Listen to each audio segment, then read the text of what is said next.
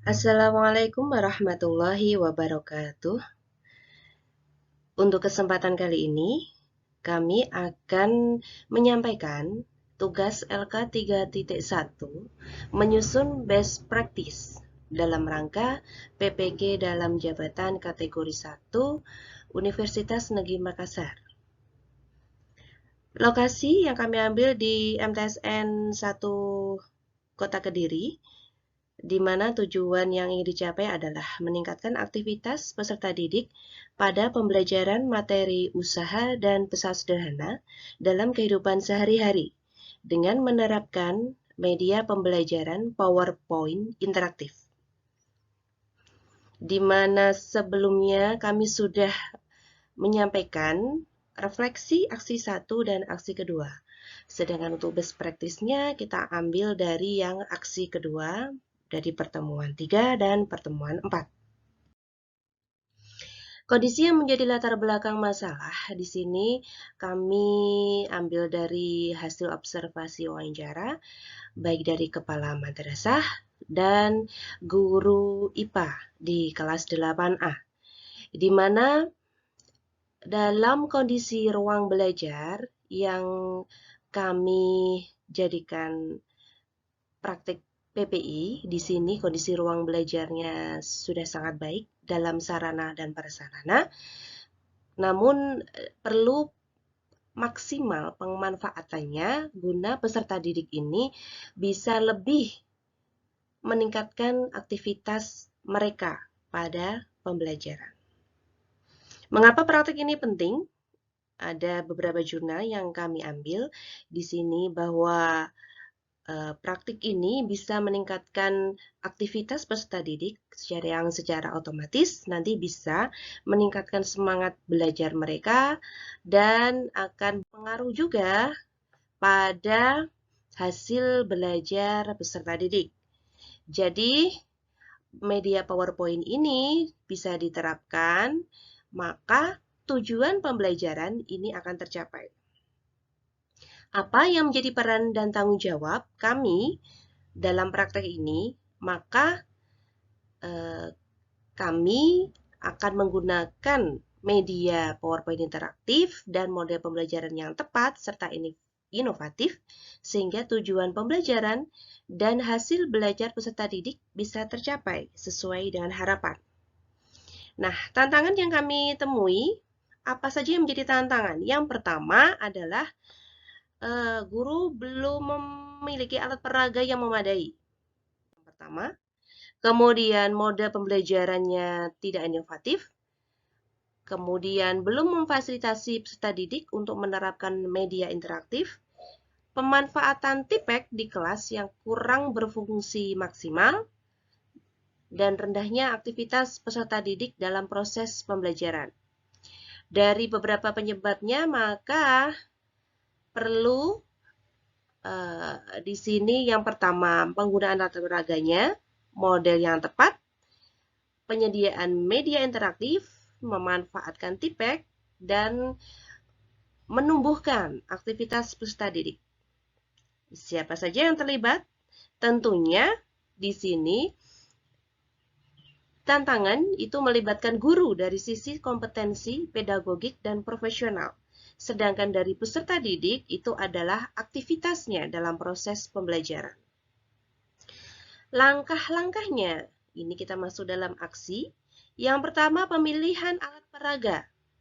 Untuk pemilihan alat peraga, strateginya adalah kami menggunakan atau merancang alat peraga sederhana, kemudian dibuat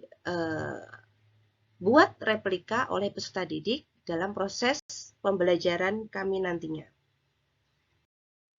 Kemudian yang kedua, pemilihan model pembelajaran kami ambil yang relevan di sini adalah model problem based learning. Yang pertama, guru harus mempelajari dulu bagaimana sintaks langkah model pembelajarannya, memahami karakteristik peserta didik, kemudian sumber daya apa yang diperlukan. Ini antara lain adalah pemahaman kompetensi guru akan model. Kemudian yang ketiga, pemilihan fasilitas media interaktif, ini kami memilih media PowerPoint ya, interaktif dari awal. Bagaimana prosesnya pemilihan media ini? Yang pertama, guru ini mengikuti dan mengimplementasikan langkah-langkah pembuatan media PowerPoint interaktif melalui tutorial kanal YouTube secara kontinu dan mandiri. Kemudian berkonsultasi dengan guru pengampu TIK mengenai kesulitan yang dihadapi pada proses editing dan finalisasi media yang diterapkan. Kemudian sumber dayanya di sini diperlukan adalah kemampuan dan pemahaman dasar guru terhadap PowerPoint, kemudian kesungguhan dan effort yang lebih karena memang waktu dalam pengerjaannya ini tidak cukup lama, jadi butuh ketelatenan. Yang keempat, pemanfaatan TIPEK di kelas. Nah, di kelas ini alhamdulillah sarana prasarana sudah sangat baik, mulai dari WiFi, kemudian ada speaker, ada Smart TV. Nah, di sini yang memiliki tantangan tentu saja sumber daya gurunya ya, yang harus menguasai penggunaan teknologi. Yang kelima, meningkatkan aktivitas peserta didik. Ya, strateginya yang pertama kita observasi dalam bentuk wawancara pada pihak-pihak terkait dari kepala madrasah, kemudian wali kelas, dan guru pengampu IPA. Selain observasi wawancara, kami melakukan observasi lapangan ya untuk melihat bagaimana secara langsung di sini anak-anak mulai dari karakteristiknya dan kebiasaan mereka. Refleksi hasil dan dampak. Bagaimana dampaknya? Ya, dampak yang bisa dilihat yang pertama, pemilihan alat peraga yang sudah dibuat ini dampaknya adalah sangat baik karena bisa menunjang pengerjaan LKPD yang di dalamnya ada penyelidikan yang dilaksanakan oleh para peserta didik. Diperoleh dengan hasil penilaian keterampilan rata-ratanya dengan kategori sangat baik. Yang kedua, pemilihan model pembelajaran PBL di sini mendapatkan respon yang bagus ya, khususnya bagi peserta didik. Dilihat dari observer juga memberikan hasil penilaian dengan kategori sangat baik. Yang ketiga, pemilihan fasilitas media PowerPoint interaktif. Di sini juga memperoleh kategori sangat baik. Pemanfaatan TIPEK di kelas ini berjalan dengan baik. Terlihat dari penggunaan WiFi untuk pelaksanaan pretest, post-test, dan akses video oriented masalah dan pencarian literatur secara online. Jadi anak-anak tidak merasa kesulitan. Smart TV dan speaker yang dapat menyajikan dengan baik media PowerPoint interaktif dan dapat mengakses perangkat yang lain. Yang kelima, peningkatan aktivitas peserta didik ini alhamdulillah juga sangat bagus dengan menunjukkan kategori penilaiannya sangat baik.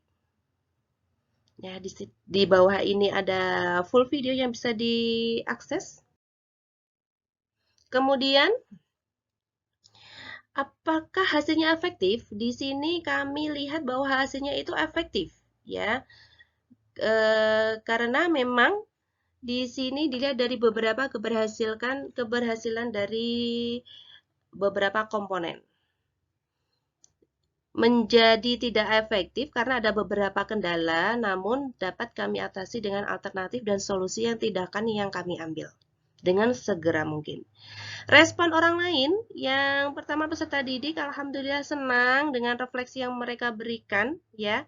Kemudian dosen pembimbing yang memberikan arahan untuk mencoba aplikasi lain selain media PowerPoint interaktif.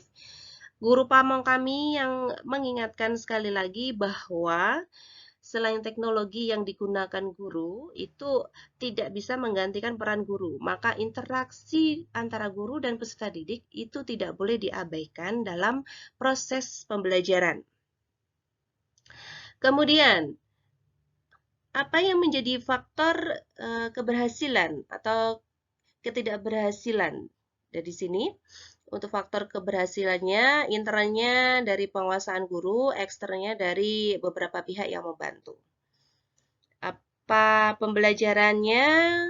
Dari seluruh pembelajaran yang kami laksanakan, maka guru seharusnya akan lebih kreatif dan inovatif dalam pengembangan pembelajaran selanjutnya.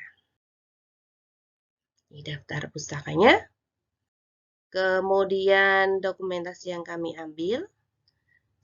Oke, sekian dari kami.